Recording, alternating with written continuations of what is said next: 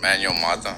I live in District 9, and I want to talk about two things. One, Carlos, you need to get Officer Simmons off of Northside Main Street because he's targeting lowriders and Hispanics, and he's not even in that district.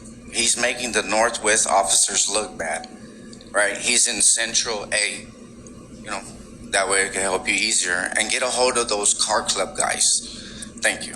And the second part is what she brought up earlier, detectives not wanting to do their jobs when they're women being victims of domestic violence. And that is something I'm not going to stand for, because I'm here to talk for 5 women.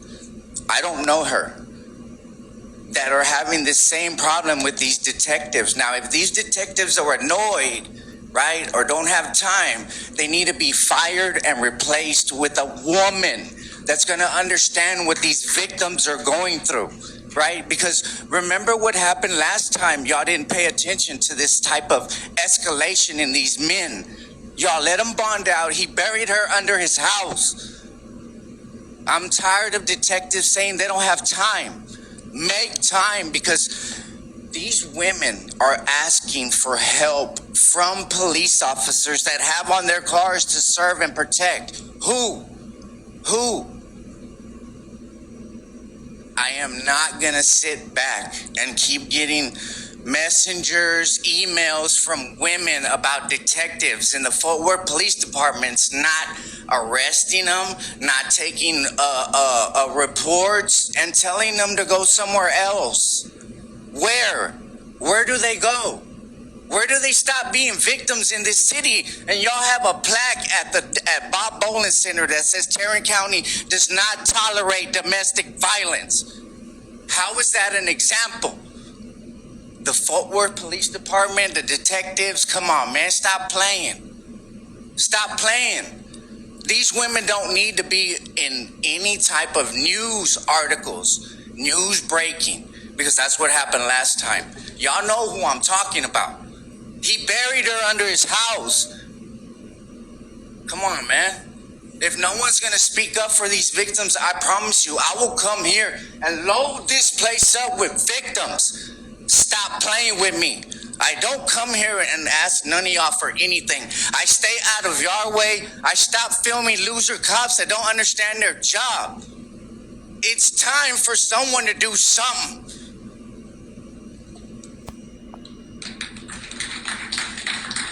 Carolina, and Elizabeth is my councilwoman. But there seems to be a big problem with that. The citizens, we mistrust the police. And we come up here and we talk to y'all, and nothing seems to ever get done. And I think that's because, we already know how you're going to vote before you vote, most of you. Because your campaigns to get elected were all financed by police groups. So who are you going to vote for? Who are you going to vote with if you're being elected because the police groups are getting you elected? You're going to vote with the police. So sometimes you guys will speak out. Sometimes a big issue will make you come out and say, "Oh wow, it's just a few bad apples here and there," but it's not a few bad apples. It's all of them. It's actually all of them. And what you guys aren't seeing is what the everyday encounters that people have with the police. I've seen them. I'm out there filming them, and I've seen some of the small things that are going to cause mistrust to stay solidified. I mean, a lot of times somebody will call 911, and they're the ones that get arrested because the police officers are allowed to escalate things and let them get out of control. I've seen them use profanity and rudeness on homeless people,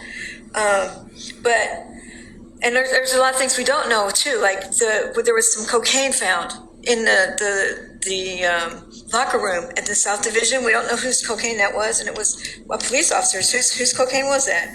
We don't know who the guy was that killed Brandon Zapata at the mall. Last summer, Brandon Zapata he was a teenager. He was having an asthma attack, and one of the Fort Worth Police Department officers actually knelt on his back and neck because he thought that he was having some sort of mental crisis, but instead that officer killed that boy because he suffocated him. So we paid over $1 million for an expert review board to come out and tell us what was wrong with the police department and how to fix it. But that $1 million is, what was it? Why did you spend it if you're not going to take their advice? I mean, we haven't taken any other advice. These officers are allowed to escalate instead of de-escalate, because what they're allowed to do is first they ask somebody to do something, then they command them, and then they make them do their command. So all these things need to be changed, but it's going to be hard to change when the councils are all, most of them, not all y'all, most of you guys are elected because of police funding. That's why it's going to be hard to change, because we need to change the council members. David Cook, 10 years. Congratulations. These people up here probably feel like Channel 5 did when they had to replace Harold Taft. They got a big job in front of them. You know, I came down here tonight. As always, I like to thank you guys. I like to thank you for what you've done, for what you have to put up with week after week after week.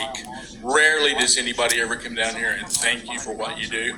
I am going to scold you a little bit tonight. I want to encourage you and talk to you a little bit about unity. I plan to come down here and talk about a library. And I saw these young people come in here tonight and sing, and it just reminded me how important our youth are and how important our libraries are. And also tonight, listening to people come down here and speak, I know how important education is, and I know how important knowledge is, which reminds me how important libraries are. Chief, thank you for what you do. I heard a really good report on the radio the other day for the positive things that the city of Fort Worth and the police department are doing. They do a great job. When I was a little kid, my grandmother said something to me I'll never forget. She said, you know what? Nothing good happens at 2 o'clock in the morning. And that's true. 2 o'clock in the morning. Can anybody tell me something good that's happened to you at 2 o'clock in the morning?